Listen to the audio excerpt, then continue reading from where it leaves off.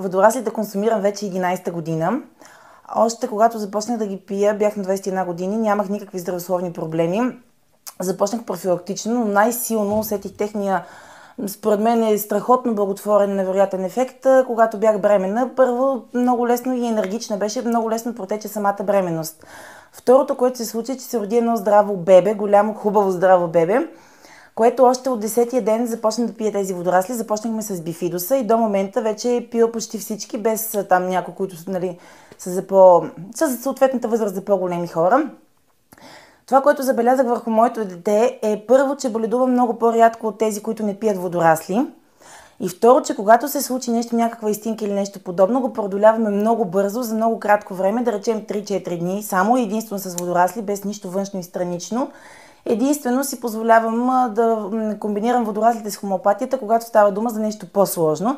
Например, ангина. Това е слабото място ангината, но вече рекордът е, че гнойната ангина ние преодоляваме. Рекорда беше за 2 дни, като накрая на втория ден. Пак подчертавам, водорасли плюс хомеопатия вече. Богомила нямаше температура и нямаше никакви налепи. Тоест такова нещо като гнойна ангина, което обикновено децата минават за около седмица и половина-2 с много тежки температури, отпаднал с антибиотици и така нататък. Ние се справяме буквално за 2 дни. Пак казвам, накрая на втория ден вече нямахме симптомите, които са типични за гнойната ангина.